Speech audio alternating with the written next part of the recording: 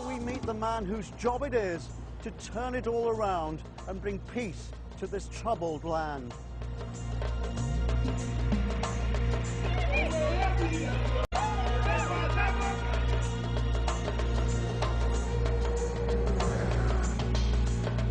We met at Congo's National Palace, a building still physically dominated by his father, Laurent Kabila, who was assassinated in 2001.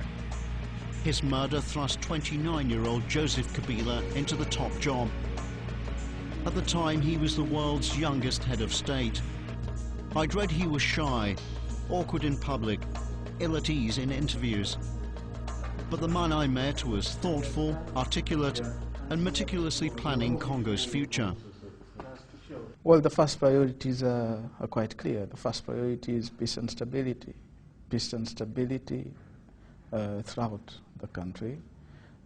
Peace and stability which will bring about the necessary investments, the necessary investors that we need to create jobs, to create the wealth that we need for our people, and to make it such that people can move again freely from east to west, from north to south, across the whole country.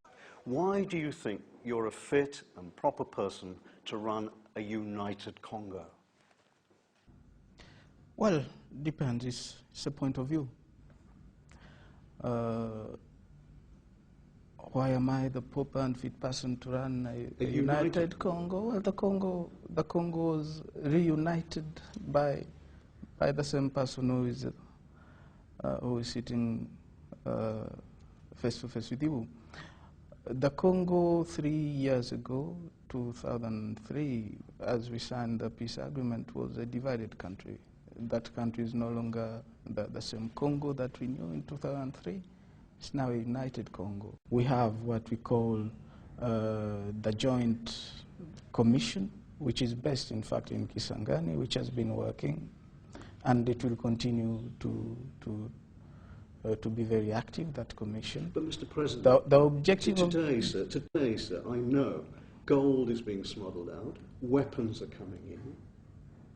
You're not getting to grips with it. We had, and we still have priorities. Priority number one in this country was to reunify the country. The country was divided.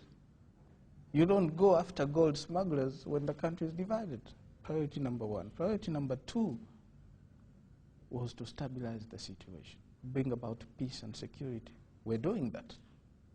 Priority number three was to organize elections. We've organized elections. We want to stabilize now the situation, the political situation, in order to give the political leadership that will be put in place, the government and all the other institutions, time to look and take care of the problems that you raised. These are problems that exist, problems that will be tackled. So that's your promise, that the people in the villages, some of the villages that we went to in the east, will no longer have to live in fear, literally, of their lives, of men coming into their villages and raping them or killing the husband and the kids. That's going to stop? The fear that you saw, the fear that you witnessed, is not the same fear that existed way back in 2001, 2002, 2003. The situation is evolving in a very positive way. And the situation will continue to evolve in a very positive way. And there will be radical change, a lot of changes, in fact. So I'm very confident in the fact that we are on the right path and we are moving in the right direction. So can he mend the broken heart of Africa? After years of turmoil, war and suffering, Joseph Kabila is Congo's best hope yet. No one doubts the mountainous task ahead. Having stabilized the country, he has to start delivering basics like roads, running water and electricity to millions of Congolese. He has to keep an eye on renegade warlords like Laurent Nkunda, who can easily stir trouble in the restive East. He has to find a political niche for the loser in the presidential race, Jean-Pierre Bemba, whose militias can cause mayhem in the capital. As for Kabila himself, he's convinced Congo has a new beginning. We've turned a page on the history of this country, which has been a country in turmoil for over 4 decades. And now we're going to restart writing the history of the country.